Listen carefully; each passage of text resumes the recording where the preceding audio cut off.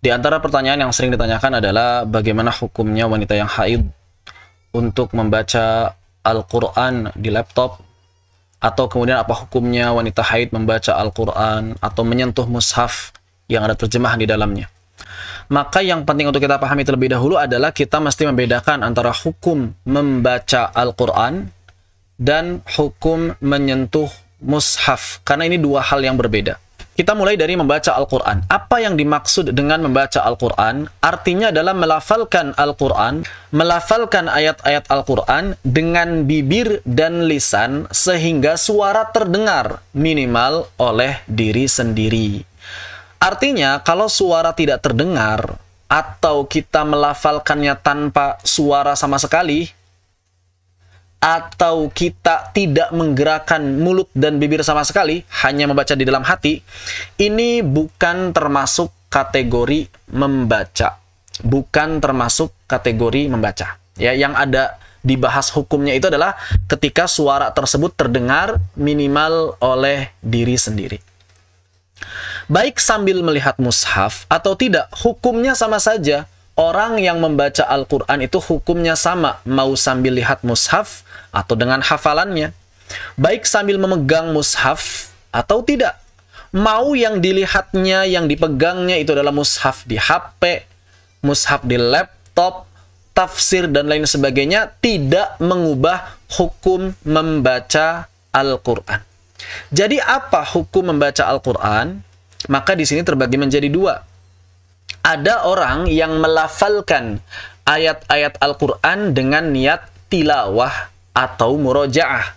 Maka di sini, bagi orang-orang yang berhadas kecil, boleh menurut kesepakatan para ulama.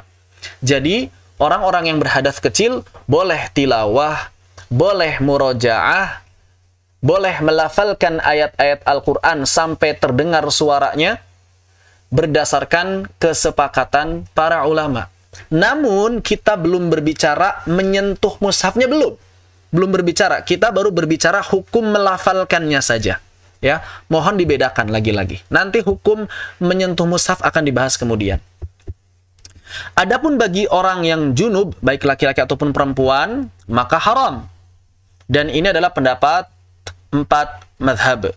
Pendapat 4 mazhab mengatakan haram. Mengapa? Karena ada riwayah yang menyebutkan bahwa kana Rasulullah sallallahu alaihi wasallam lam yakun yahjubuhu 'anil Qur'ani syai'un laisal janabah.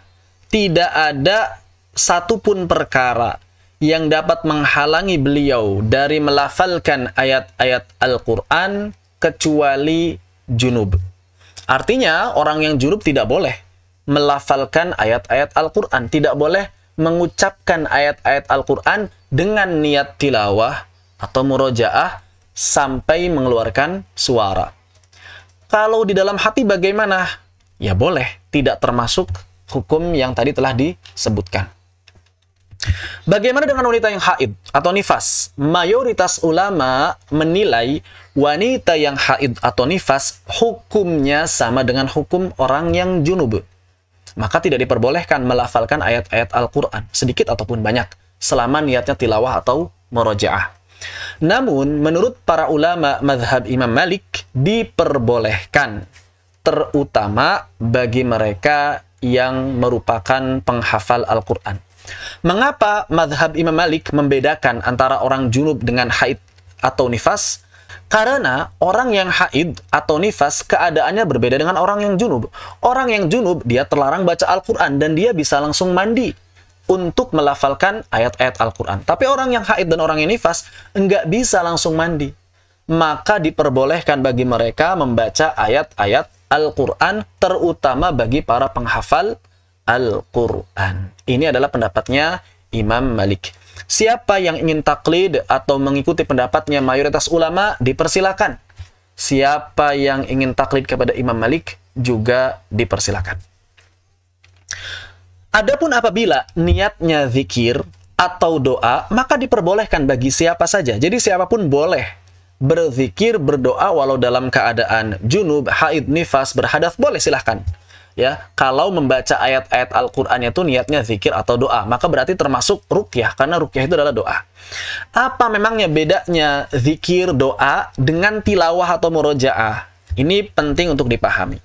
Seseorang yang membaca Al-Qur'an, membaca ayat-ayat Al-Qur'an dengan niat tilawah atau murojaah, maka akan mendapatkan pahala satu huruf ini senilai dengan 10 kebaikan, walaupun dia tidak memahami makna ayat yang dibacanya. Bahkan kalau tidak paham sama sekali, tetap mendapatkan 10 kebaikan.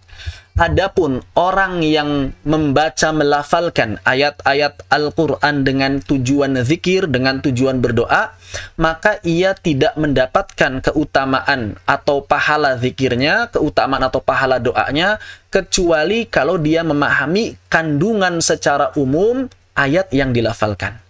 Misalnya ada orang berdoa, Rabbana atina fid dunya hasanah wa fil akhirati hasanah wa qina adzabannar.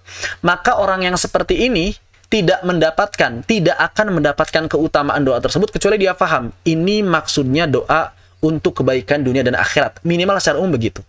Kalau dia niatnya tilawah, maka dalam keadaan junub haid tidak boleh.